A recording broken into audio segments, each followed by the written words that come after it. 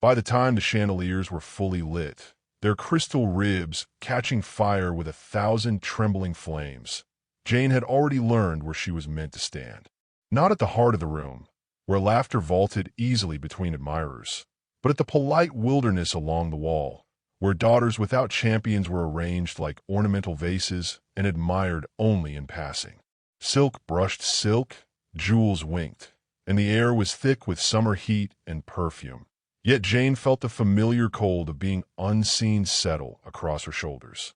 She held herself with the careful stillness of someone taught that any sudden movement invited correction. Her stepmother had engineered every detail of her appearance with ruthless precision. The pale gown chosen for Jane was elegant enough to avoid comment, yet muted enough to invite none of the lingering gazes that might threaten a woman who measured worth and strategy. Each ribbon, each pin was a reminder that beauty could be permitted only within safe, diminishing borders. When Jane glanced toward her in timid inquiry, she received not reassurance, but inspection, the measuring look of an appraiser guarding fragile property. All around them, the aristocracy gathered in opulent gravity, voices lifting and folding into one another like practiced music. Names were traded as currency, fortunes weighed in murmurs, futures bartered over fans and gloved hands. Jane listened without belonging. She had been raised not to expect delight, only endurance, and so she endured, watching couples float past like visions from another life, her hands folded, her smile composed and perfectly useless. It came, as these things always did, disguised as civility. Her stepmother waited until a small court of observers had formed naturally near them, ladies fanning themselves against the heat, gentlemen pausing in their careful circuits of the room. With a smile bright enough to pass for kindness, she turned to Jane and spoke lightly, as though offering advice rather than judgment. "You cannot dance, Jane," she said, "and you never will." The word did not strike like a blow. They settled instead with surgical precision, quiet, exact, and publicly irreversible. A pause followed, infinitesimal yet complete, during which several expressions shifted in subtle, irrevocable ways. Pity softened one face, indulgent amusement curved another mouth. Jane inclined her head in obedient acknowledgement, the motion small enough to pass as modesty and large enough to concede defeat. Inside her chest, something folded in upon itself without sound. She told herself she ought to be grateful. Many girls were never displayed at all, yet gratitude tasted like dust. From childhood, she had learned to keep wonder hidden, as one keeps contraband close to the heart. The lessons had been thorough. Keep your eyes lowered, your talents unobtrusive, your desires indistinct even to yourself. And so the sentence pronounced over her now felt less like a surprise than the formal stamping of a truth long enforced. Across the room, beyond the luminous circle of dancers and the bright authority of rank, a man stood apart in quiet silhouette. He had arrived without announcement, a figure shaped by composure rather than spectacle. Those nearest made room for him without knowing precisely why. He was spoken of often and understood rarely, a young duke wrapped in rumor, his fortune unquestioned, his temperament mistaken for frost. Some said he disdained society. Others said he had been disappointed once and never forgiven the world for it. From where he stood, the girl by the wall appeared at first no different from the others arranged there, decorous and still. Yet a subtle change passed through him when her stepmother spoke, something like recognition stirred by cruelty too familiar to ignore. His gaze fixed not on the woman who judged, but on the woman who absorbed the judgment with trained grace. In the inclination of Jane's head, he read, not meekness alone, but a discipline learned through necessity. The orchestra lifted its instruments. The first testing notes of the evening's waltz drifted outward, gentle as water finding its path. Conversation thinned, anticipation threading the room. Gloves were adjusted, bows rehearsed in reflex, and expectation sharpened into hungry attention. Jane remained where she was placed, her fate, for this night at least, declared complete. Then movement flowed from the quietest corner of the hall. The Duke stepped forward with unhurried intent, the parting of the crowd ahead of him instinctive, as though rank alone bent space to his will.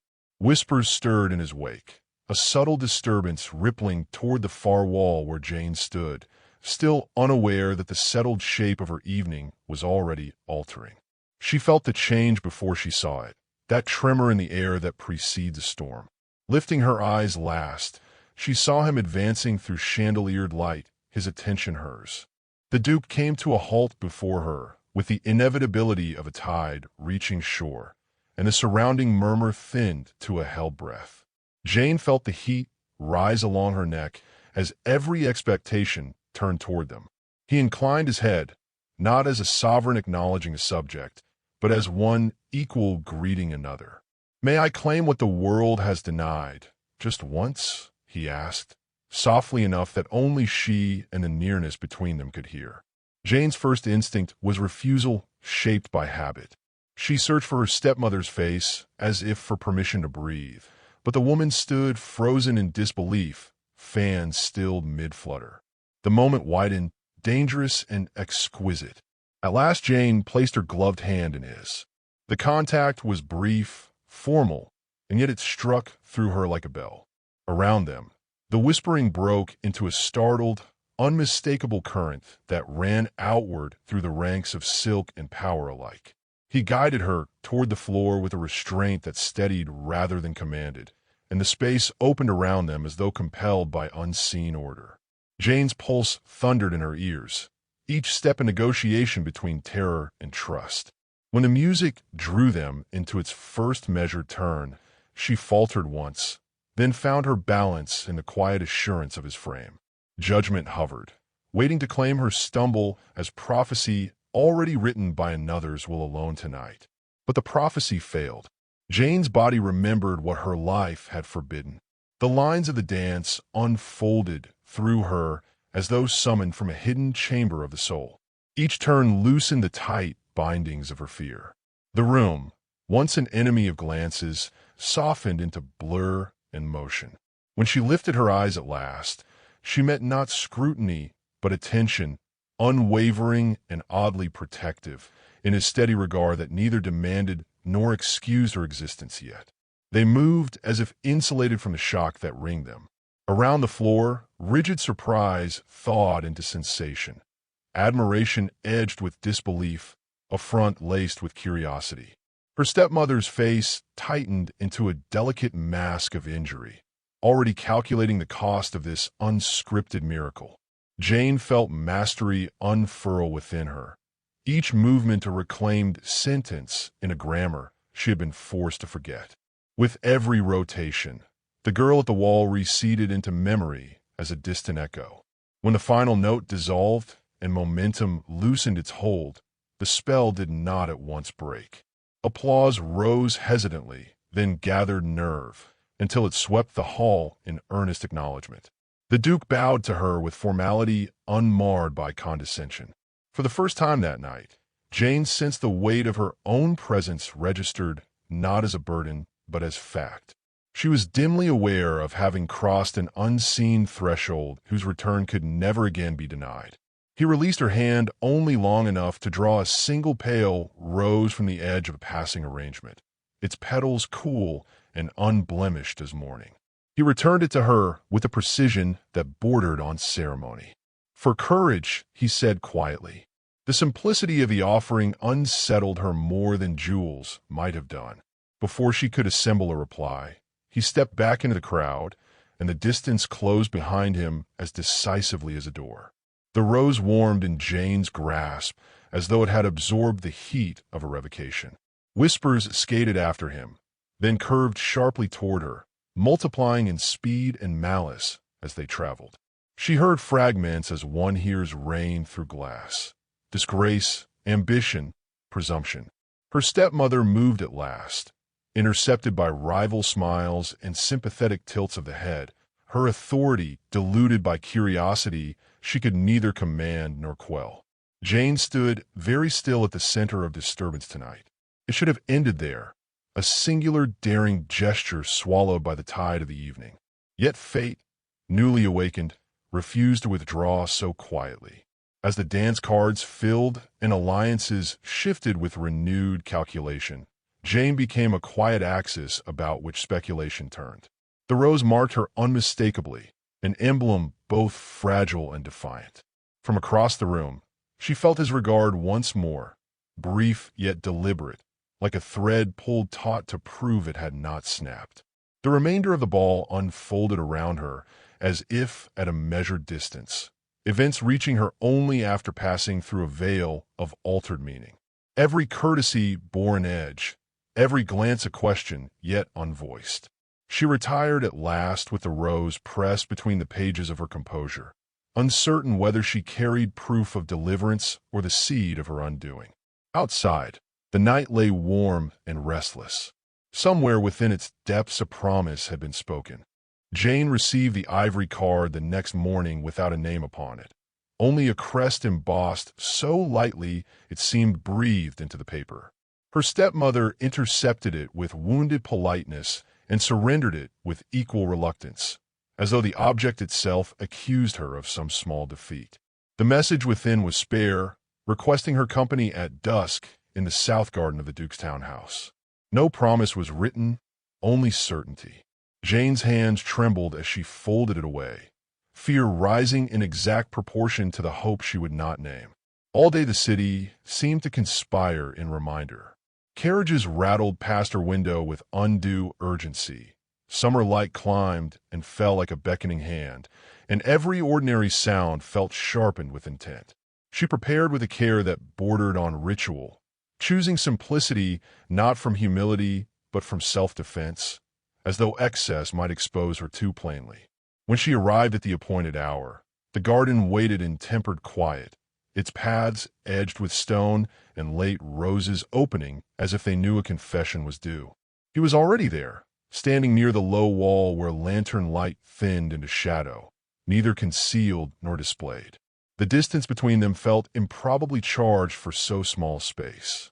Jane halted, uncertain whether to curtsy or retreat, and he resolved the question by bowing first.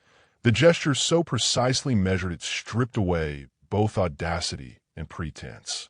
For a moment they regarded one another with formal stillness.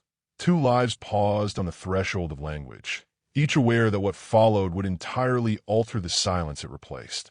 It was he who spoke, not with flourish but with deliberate restraint, as if ambition itself were being held on a tight rein. He told her he had known her long before she had known him. On a forgotten evening when grief had driven him into wandering and he had seen, through ironwork and moonlight, a girl turning alone upon grass wet with silver. He had not followed her then, nor sought her name, but he had carried the image as one carries a private compass through years that offer no other direction. Jane listened as if the night itself leaned closer to hear, the truth settling upon her in slow, incredulous layers. Memory returned with disarming clarity, a stolen hour of movement unjudged, the only gift she had ever taken for herself without permission. That it had been witnessed at all seemed impossible, that it had been cherished impossible still. She told him the dance had been an act of survival rather than romance, a way of proving to herself she had not yet been entirely erased, and his expression gentled rather than dimmed at the confession. What passed between them then was not yet love spoken aloud, but the trembling approach of it, felt in the careful gravity of his attention and in the way she no longer shrank beneath it. He did not flatter her suffering, nor did he promise rescue in grand terms, only that he had waited years without knowing for what, and now the waiting had at last been given a name.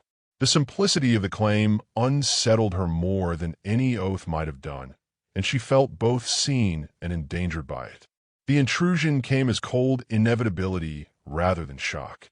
From the edge of the garden, her stepmother's voice carried with delicate authority, summoning Jane with clipped concern that masqueraded as care. The pretense fooled no one.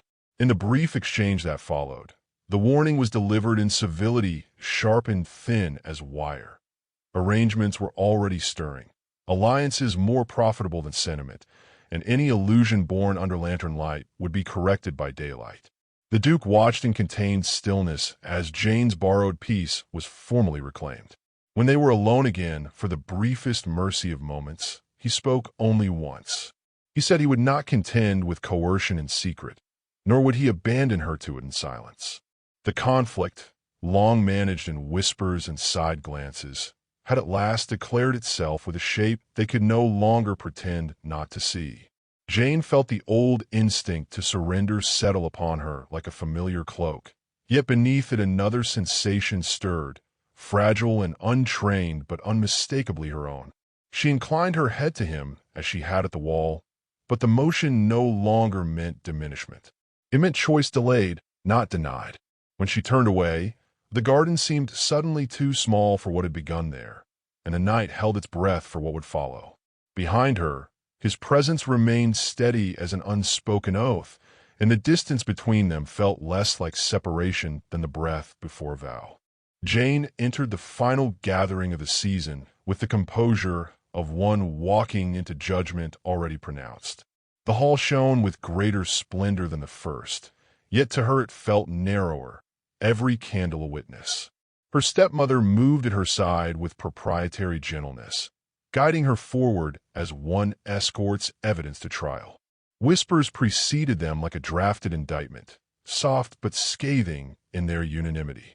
Jane felt the old instinct to disappear tighten in her chest, yet beneath it another will remain awake and unyielding. Across the breadth of the room, the Duke stood among his peers, still and attentive, his gaze already upon her. The music faltered into expectant quiet as the evening's formalities assembled themselves toward spectacle. Her stepmother chose her moment with tactical grace, drawing the attention of the room as though requesting only order. In tones polished to innocence, she spoke of gratitude, of duty, and finally of a young woman prone to dangerous ambitions. The cruelty arrived wrapped in civility, the insinuation sharp enough to wound without ever confessing its intent. Jane stood exposed within it, her reputation rendered suddenly fragile as glass under deliberate pressure. Murmurs braided quickly into suspicion, and polite distance reformed itself around her like a tightening ring. She did not look at the Duke at first, fearing what might be taken from him by being seen beside her. It was he who broke the moment with forward motion, not hurried, yet impossible to ignore. Each step he took carried the weight of chosen conflict, and the room parted again as if rank itself bent to resolve. When he reached her, he did not offer his hand at once, but turned instead to face the gathering as a whole. His voice, when it sounded, was level and unadorned, neither pleading nor decorative in its truth. He named the cruelty without ornament and stripped decorum of its mask with precise restraint. He spoke of seeing value where others trained themselves to overlook it, and of waiting for a courage that was never his alone. Only then did he turn to Jane, and the look he gave her was not rescue, but recognition. The proposal followed not as flourish, but as consequence, spoken simply, as though the words had long ago found their order. A breath held the room hostage while every calculation rearranged itself in public silence. Jane felt the old fear rise once more, urgent and familiar, urging safety through surrender. Beneath it, the memory of lantern light and unpromised loyalty burned steadily against her doubt. She lifted her face to the assembly with a calm she had not been taught but claimed. Her acceptance was quiet and irrevocable, carrying neither apology nor defiance, only decision. The sound that followed was not applause at first, but the soft collapse of resistance as inevitability settled into consensus.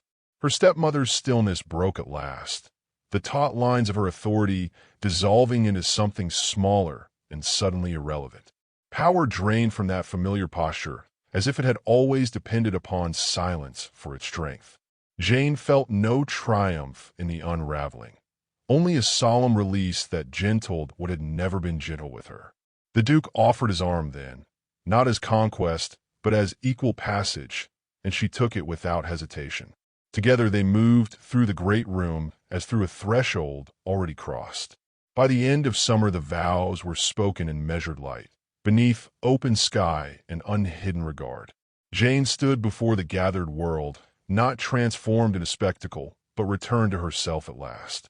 The rose from that first night rested near her heart, long dried, its courage preserved in memory rather than display. The Duke watched her with the same steady attention with which he had waited, now freed from the discipline of distance. The life before him would ask for constancy rather than conquest, and he embraced it without ceremony. What had begun in exclusion concluded in chosen belonging, stitched together by patience no ambition could counterfeit. Society would soon fashion its explanations and forget its cruelty with practiced speed. Yet for Jane and the man who had seen her first in shadow, the dance had never truly ended, only changed its light.